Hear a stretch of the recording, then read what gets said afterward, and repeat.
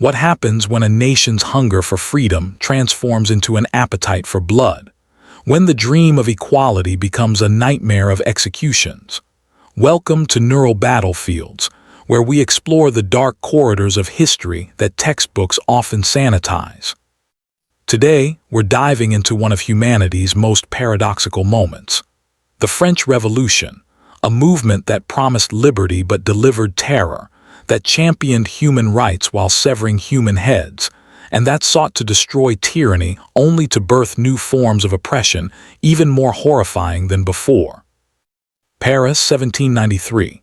The cobblestones are slick with blood. The mechanical thud of the guillotine blade has become as routine as church bells once were.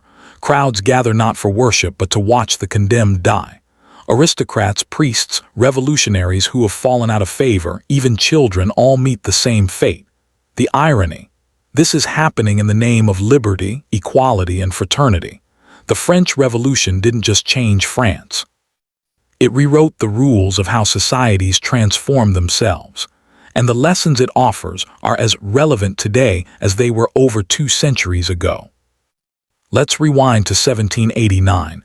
But not to the storming of the Bastille that your history teacher probably focused on. Let's start with something more fundamental: hunger. France in the 1780s wasn't just politically troubled, it was literally starving.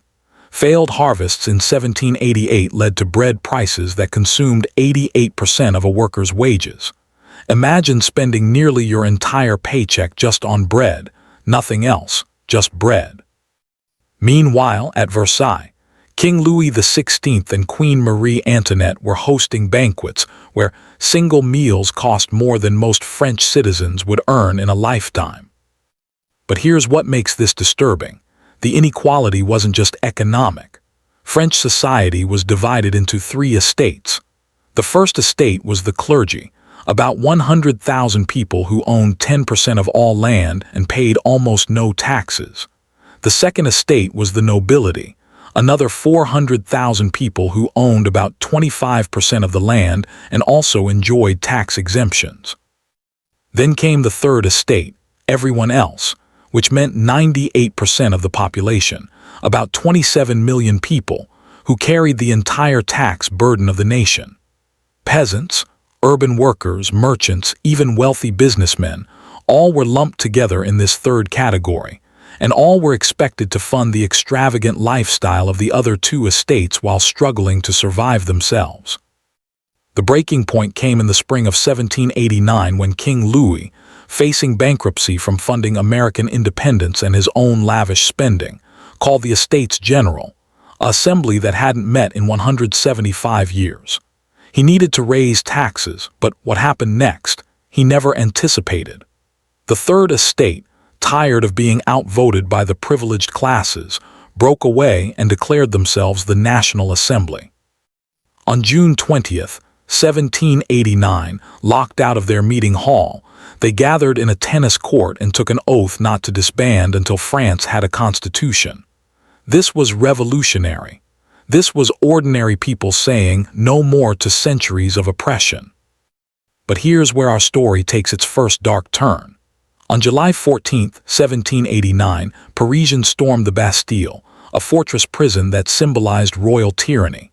When they finally broke through, they found only 7 prisoners inside. The mob, inflamed with revolutionary fervor, seized the prison's governor, Bernard-René Delaunay, who had actually tried to negotiate peacefully. They paraded him through the streets before hacking him to death with pocket knives and swords. His head was sawed off with a dull blade and mounted on a pike.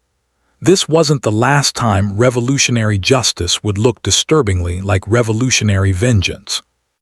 The early revolution brought genuine reforms. The Declaration of the Rights of Man and Citizen in August 1789 was a stunning document proclaiming that men are born and remain free and equal in rights. The feudal system was abolished. Church lands were seized and sold. A constitutional monarchy was established. For a brief moment, it seemed like Enlightenment ideals were becoming reality. But underneath this optimistic surface, darker forces were gathering strength. The revolution began radicalizing in 1791 and 1792. King Louis attempted to flee France in June 1791, disguised as a servant, but was recognized and brought back to Paris. This destroyed whatever trust remained between the monarchy and the people. Foreign monarchies, terrified that revolutionary ideas might spread to their own kingdoms, threatened to invade France to restore Louis's absolute power. In response, France declared war on Austria in April 1792, and soon found itself fighting multiple European powers. War has a way of turning societies extreme, and France was no exception. In August 1792, Parisian militants stormed the royal palace. The king's Swiss guards fought back, and when they finally surrendered, the mob massacred them anyway, over 600 men slaughtered. This was followed by the September massacres, where over 1,000 prisoners, many of them common criminals or priests who refused to swear loyalty to the revolution, were dragged from their cells and butchered in the streets. Pregnant women were killed. Elderly priests were hacked to death. The revolutionaries claimed they were purging traitors, but what they were really doing was unleashing humanity's darkest impulses under the banner of patriotism. January 21, 1793. King Louis XVI climbed the steps to the guillotine in what is now the Place de la Concorde. As the blade fell, ending 1,000 years of continuous French monarchy, the executioner held up the severed head to the crowd. Some cheered, others wept. Europe watched in horror, but Louis's execution solved nothing. It only intensified the cycle of violence. Enter Maximilien Robespierre, a man whose name has become synonymous with revolutionary terror. Robespierre was not a violent thug or an uneducated rabble-rouser. He was a lawyer, well-read in Enlightenment philosophy, who genuinely believed he was creating a more just society. He opposed the death penalty before the revolution. He spoke eloquently about human rights and equality. Yet this same man would become the architect of the Reign of Terror, a period where the revolution devoured its own children with mechanical efficiency. In June 1793, the radical Jacobins, led by Robespierre, seized power and established the Committee of Public Safety. Despite its benign name, this committee became an instrument of state terror. The law of suspects passed in September 1793 was so broadly written that virtually anyone could be arrested as an enemy of the revolution. Criticize the government, you're a suspect. Hoard grain, you're a suspect. Fail to display sufficient revolutionary enthusiasm, you're a suspect. The prisons overflowed with accused counter-revolutionaries. The guillotine became the revolution's defining symbol. At its peak, the Revolutionary Tribunal in Paris was executing about 60 people per day. But the disturbing truth is that Paris was not even the bloodiest location. In the Vendée region of western France, where peasants rebelled against the revolution's attack on the Catholic Church, the revolutionary armies engaged in what modern historians have debated calling genocide. General François-Joseph Westermann wrote to the Committee of Public Safety, "There is no more Vendée. I have just crushed children under my horse's hooves and massacred women. I have not taken a single prisoner." Estimates suggest between 150,000 and 450,000 people died in the Vendée, including mass drownings where prisoners were loaded onto boats that were then deliberately sunk in the Loire River. The revolution began executing its own leaders. Georges Danton, one of the revolution's founding figures, went to the guillotine in April 1794 for being too moderate. His last words to his executioner were reportedly, "Show my head to the people. It is worth seeing." Camille Desmoulins, a journalist whose writings helped spark the revolution, was executed alongside Danton. His wife, Lucelle, was guillotined days later for the crime of mourning her husband. The revolution had become a machine that consumed everyone, regardless of their past service or revolutionary credentials. Robespierre justified this bloodshed with chilling logic. In a speech, he declared, "Terror is nothing other than justice, prompt, severe, inflexible." He believed that France was locked in an existential struggle between virtue and corruption, and that violence was necessary to purge society of corruption and create a republic of virtue. This is the disturbing pattern we see throughout history. Those who believe they possess absolute moral truth often become capable of absolute moral horror. The Festival of the Supreme Being in June 1794 revealed just how detached from reality Robespierre had become. Having attacked Christianity, he now tried to establish a new civic religion with himself as its high priest. He led a massive parade through Paris, dressed in a sky-blue coat, carrying a bouquet of flowers. To the thousands of ordinary French people watching, he must have looked like a new kind of tyrant, perhaps worse than the king they'd overthrown, because this tyrant claimed to represent the people's will. But terror, like all unsustainable systems, eventually collapses under its own weight. When even members of the Committee of Public Safety began to fear they might be next, they turned on Robespierre. On July 27, 1794, in what's called the Thermidorian reaction, Robespierre was arrested. He tried to shoot himself but only shattered his jaw. The next day, still in agony from his wound, he was guillotined along with 21 of his followers. The crowd that watched him die reportedly rejoiced. The architect of terror died by the very instrument he had perfected. The fall of Robespierre didn't end the revolution's problems. France lurched through several more years of instability, corruption, and continued warfare. The Directory, established in 1795, was ineffective and unpopular. Food shortages continued. The economy remained in chaos. In this power vacuum, a young military officer named Napoleon Bonaparte saw his opportunity. And here's perhaps the most disturbing truth about the French Revolution. After a decade of bloodshed in the name of liberty, France ended up with an emperor.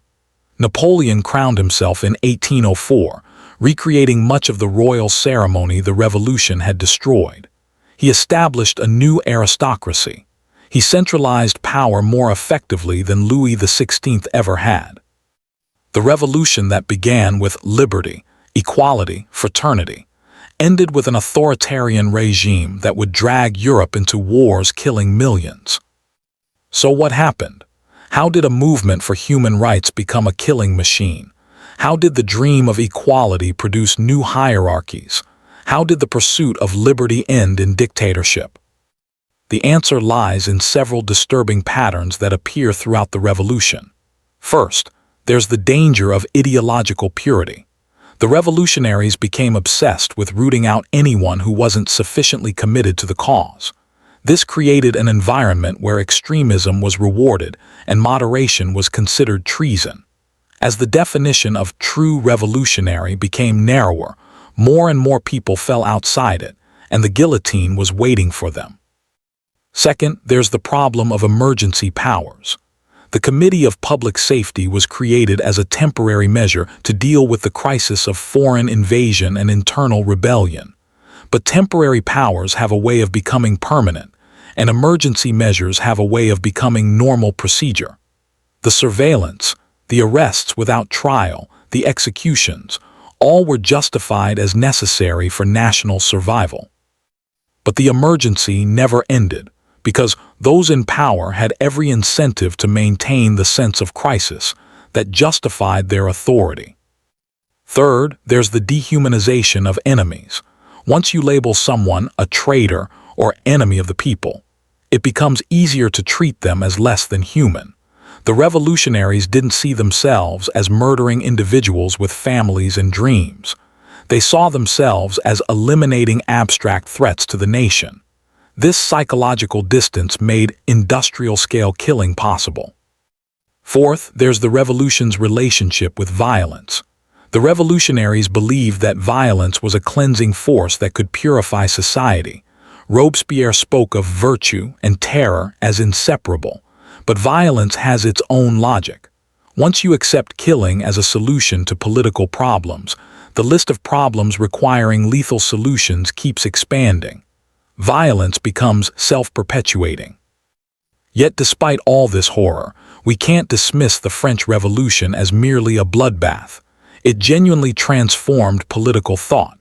Before 1789, monarchy was considered the natural order of society. After the Revolution, people across the world began to imagine different possibilities.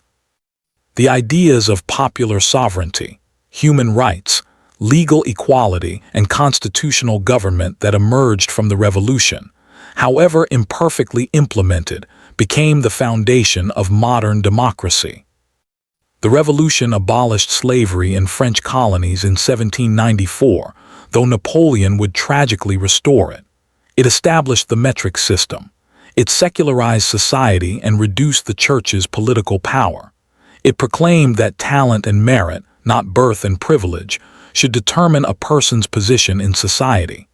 These were radical ideas that still shape our world. The disturbing truth about the French Revolution is that progress and horror, enlightenment and darkness, liberation and oppression can coexist in the same historical moment. The same revolution that produced the Declaration of the Rights of Man also produced the Reign of Terror. The same people who fought for equality also created new forms of tyranny. Human nature, it seems, is complicated enough to hold both angels and demons, sometimes in the same person, sometimes in the same movement. What lessons should we draw from this? Perhaps that noble ends don't justify any means, that emergency powers are dangerous even when well-intentioned, that dehumanizing our opponents, no matter how wrong we think they are, leads down dark paths, that ideological purity often becomes ideological tyranny, that revolutions can destroy old injustices while creating new ones. The French Revolution shows us that changing society is far easier than improving it. Tearing down institutions is simpler than building better ones. Violence is easier than justice. Revenge is easier than reconciliation. The hard work of creating a truly free and equal society requires patience, compromise, and recognition of our shared humanity, qualities in short supply during revolutionary fervor. As we face our own era's political divisions, economic inequalities, and social upheavals, the French Revolution serves as both inspiration and warning. It reminds us that people can endure only so much injustice before something breaks. But it also reminds us that what comes after breaking points can be far worse than what came before, unless we're very careful about the means we use to pursue our ends. The blood-soaked streets of revolutionary Paris teach us that the line between liberation and terror is thinner than we'd like to believe, that the most dangerous tyrants are often those who claim to represent the people's will, that noble slogans can mask ignoble deeds, and that the price of freedom is not just vigilance against external enemies, but eternal skepticism toward those who claim they must destroy freedom in order to save it. So the next time you hear someone speak with absolute certainty about their political vision, the next time you see dehumanizing language directed at opponents, the next time emergency powers are presented as temporary necessities, remember the French Revolution. Remember how quickly liberty can become terror. Remember how easily equality can become tyranny. Remember that the road to hell is often paved with revolutionary intentions. This is the disturbing truth about the French Revolution. It shows us both humanity's capacity for noble aspiration and our terrible capacity for cruelty. It's a mirror reflecting our best hopes and worst nightmares. And its lessons remain urgently relevant because the same forces that drove the revolution, inequality, injustice, the hunger for dignity and freedom, still drive our world today. The question is, have we learned anything from the revolution's mistakes, or are we doomed to repeat them in new forms? If this deep dive into history's darker lessons resonated with you, consider subscribing to Neural Battlefields. We explore the uncomfortable truths that shape our world, the patterns that repeat across time, and the shadows where history really happens. Hit that like button if this changed how you think about revolution, liberty, or power. Share it with someone who needs to understand why good intentions aren't enough. And remember, understanding the past doesn't mean we're trapped by it. It means we're equipped to make different choices. Until next time, stay curious, stay critical, and never stop questioning.